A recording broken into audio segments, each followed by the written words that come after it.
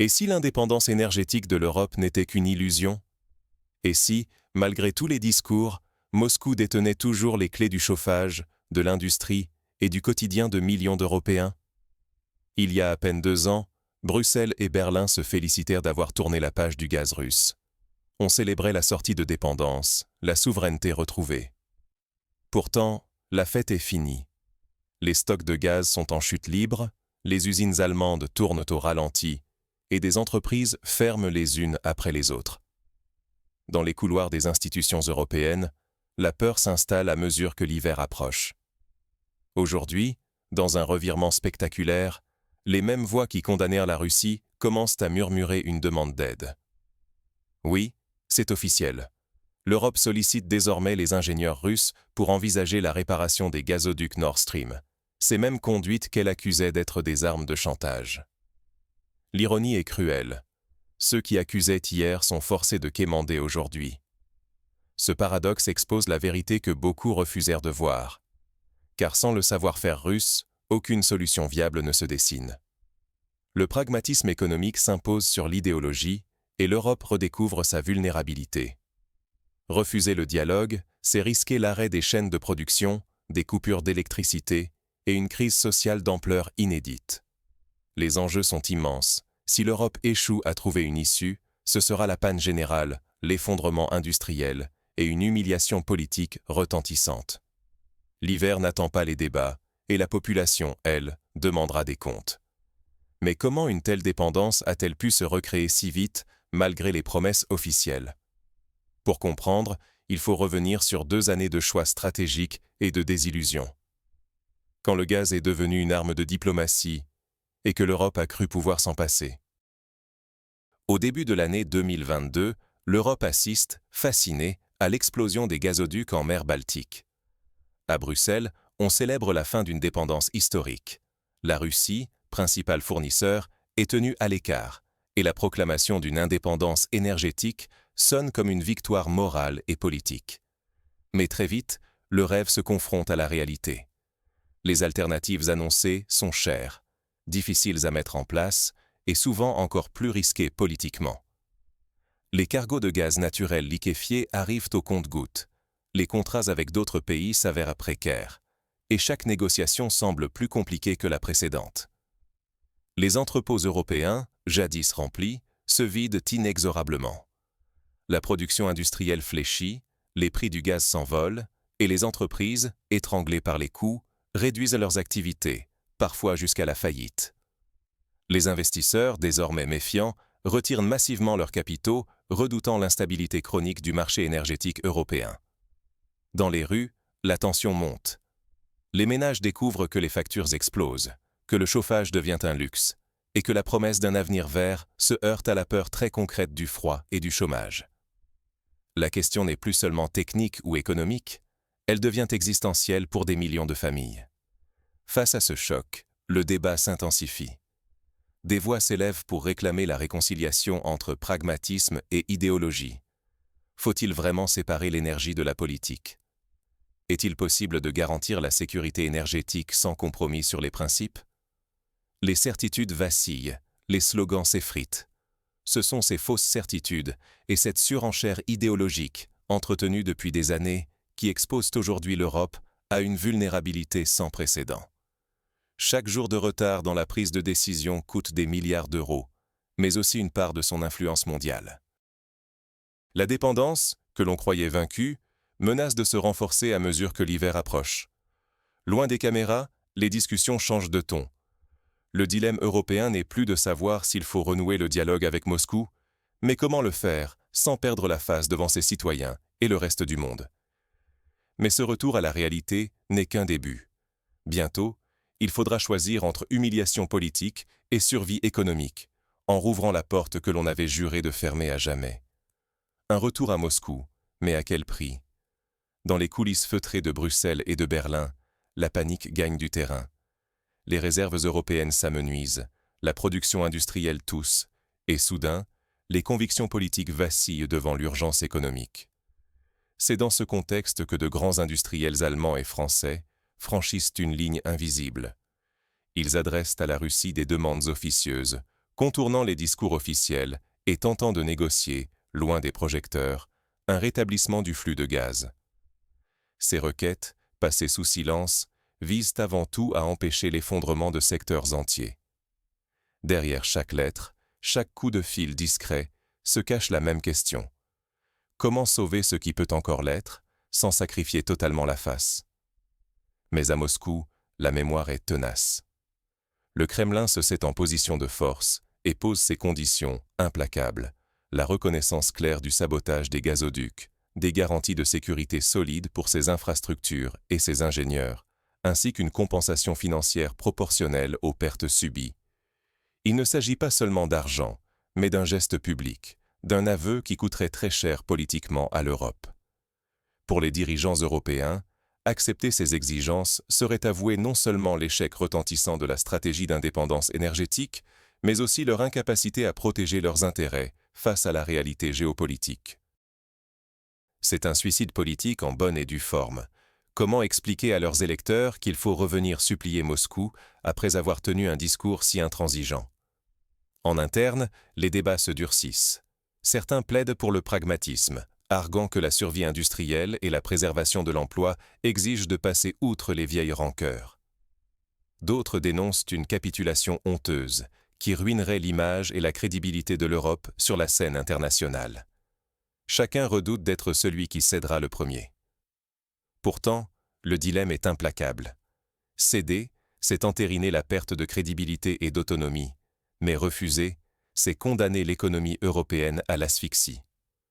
Derrière les grandes déclarations sur la fermeté et les valeurs, la peur du blackout, des faillites et de la colère sociale grandit de semaine en semaine. Les tractations s'accélèrent, les lignes bougent sous la pression du froid qui s'installe et des indicateurs économiques au rouge. Le silence officiel contraste avec la fébrilité réelle. Chaque jour sans accord rapproche l'Europe du précipice. Mais à mesure que le thermomètre chute, l'Europe n'a plus que le temps pour ennemi. Une décision s'impose, et chaque choix aura un prix. Jusqu'où Bruxelles et Berlin seront-ils prêts à aller pour échapper à l'hiver? Et à quel point Moscou saura-t-elle capitaliser sur cette faiblesse? Quand le thermomètre devient le juge de la politique européenne, les illusions s'effondrent devant le froid implacable. Le gaz n'est plus un simple sujet de débat, il devient la clé de la survie économique et sociale du continent. Face à la fermeture des robinets russes, l'Europe s'est tournée vers le gaz naturel liquéfié venu d'Amérique, les ressources du Moyen-Orient, ou encore des pipelines alternatifs. Mais ces solutions s'avèrent soit insuffisantes, soit hors de prix pour alimenter la machine industrielle européenne. Chacune de ces options révèle ses limites, accentuant le sentiment d'urgence. Dans les couloirs des grandes entreprises, l'inquiétude se transforme en alerte. Les dirigeants préviennent, sans accès au gaz russe, la production pourrait chuter de 40% dans certains secteurs stratégiques. Cela signifie des milliers d'emplois menacés, des fermetures d'usines et une perte de compétitivité au profit d'autres continents. Le malaise gagne la rue. Les syndicats s'organisent, les manifestations s'annoncent. Le spectre de mouvements sociaux massifs plane sur les capitales européennes. Pour des millions de citoyens, la hausse du prix de l'énergie n'est plus abstraite.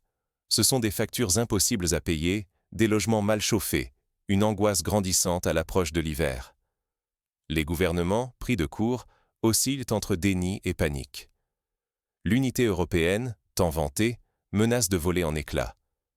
Les décisions se font dans la précipitation, la peur du chaos social guidant désormais l'agenda politique.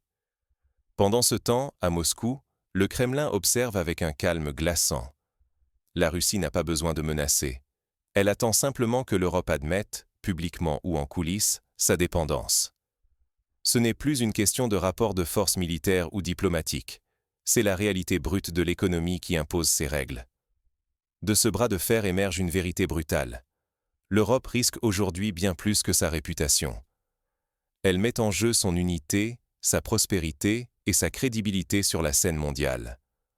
Un faux pas, et la Russie pourrait imposer un nouvel ordre du dialogue, où le pragmatisme l'emporte sur les principes. Le choix s'impose. L'Europe doit-elle accepter de ravaler sa fierté et négocier avec Moscou pour sauvegarder son avenir, ou persister dans une impasse qui met en péril son industrie et sa cohésion sociale. Mais même si l'Europe tente de renouer le dialogue, les conditions imposées par Moscou risquent de bouleverser les équilibres politiques internes. Jusqu'où le continent est-il prêt à aller pour éviter un hiver sans lumière? Et si le gaz n'était pas qu'une question de pipeline, mais un test de maturité collective? Car au bout du compte, cette crise n'a pas seulement exposé nos fragilités, elle a forcé chacun à regarder la réalité bien en face. Première leçon. La réalité économique finit toujours par s'imposer aux discours idéologiques. On peut écrire des romans sur l'autonomie énergétique, mais quand le thermomètre chute, ce sont les lois du marché qui frappent à la porte, impitoyables. Ce n'est pas un slogan qui chauffe une usine ou remplit un frigo. Deuxième leçon. La dépendance n'est pas une faiblesse si elle est assumée avec intelligence et négociée avec respect. En Europe, on a crié à l'indépendance, puis on a frappé à la porte du voisin qu'on venait d'accuser de tous les maux. Avouer qu'on a besoin des autres, c'est déjà faire preuve de lucidité. La vraie force, c'est d'apprendre à composer, pas à s'isoler. Troisième leçon. La résilience européenne ne se limite pas à la diversification des approvisionnements. Elle passe aussi par la capacité d'accepter ses erreurs, de dialoguer, même avec ses adversaires historiques. Parce que la vraie maturité, c'est de reconnaître quand il faut ravaler sa fierté pour éviter le pire. Le dialogue, même discret, est la seule arme contre la répétition des crises. La Russie, elle, n'impose plus ses conditions. Elle attend, calmement, que l'Europe grandisse. Le temps où Moscou frappait du poing sur la table est révolu. Désormais, le Kremlin observe et laisse le froid rappeler à chacun ce que vaut vraiment le pragmatisme. Refuser d'apprendre la leçon, ce serait accepter de revivre les mêmes défaillances, encore et encore, chaque hiver plus rude que le précédent. Les réservoirs peuvent se remplir ou se vider, mais c'est la maturité politique qui fait la différence entre surmonter une crise et la subir à répétition. La boucle est bouclée, mais la page de l'humilité reste à écrire. Reste à voir si l'Europe saura transformer cette épreuve en opportunité de renouveau, ou si elle s'enfermera dans le cycle des regrets et des rancœurs. Quand l'orgueil gèle, qui saura rallumer la flamme du bon sens? En Europe, la crise énergétique a mis à nu tous les paradoxes. On a voulu se libérer du gaz russe par grandeur d'âme pour finalement supplier le fournisseur ONI de rouvrir les vannes. Faut-il s'en indigner ou simplement y voir la force tranquille du pragmatisme? Car le débat ne concerne plus seulement des tuyaux ou des contrats. Il touche à la capacité d'une société à choisir le réalisme économique, là où l'idéologie semblait devoir l'emporter. Les entrepôts se vident, les usines vacillent, et la promesse d'une indépendance énergétique se dissout dans l'air glacé de l'hiver. Chaque décision, chaque revers, pèse désormais sur la stabilité sociale et la réputation politique du continent. Si l'Europe rate ce rendez-vous avec le réel, c'est sa puissance industrielle qui vacille, son influence mondiale qui s'effrite et le quotidien de millions de citoyens qui basculent dans l'incertitude. Mais au fond, qui doit faire le premier pas? Est-il juste de sacrifier ses principes pour éviter le gel des chaudières? Ou faut-il s'accrocher à ses valeurs, même si le prix en est une récession profonde? Ce dilemme, aucune capitale ne peut le trancher seule. Il appartient à chaque citoyen, à chaque famille, de réfléchir à ce que signifie vraiment sécurité énergétique dans un monde où les alliances changent aussi vite que la météo. Laisser passer la chance d'un vrai débat, c'est laisser le froid décider pour nous tous. La crise du gaz est désormais un miroir tendu à toute l'Europe. Voulons-nous débattre franchement ou attendre que la glace se referme? Et vous, jusqu'où seriez-vous prêt à aller pour garantir la chaleur, la prospérité ou la dignité de votre pays? Partagez votre avis, car la solution n'existe qu'à travers la discussion et la lucidité collective.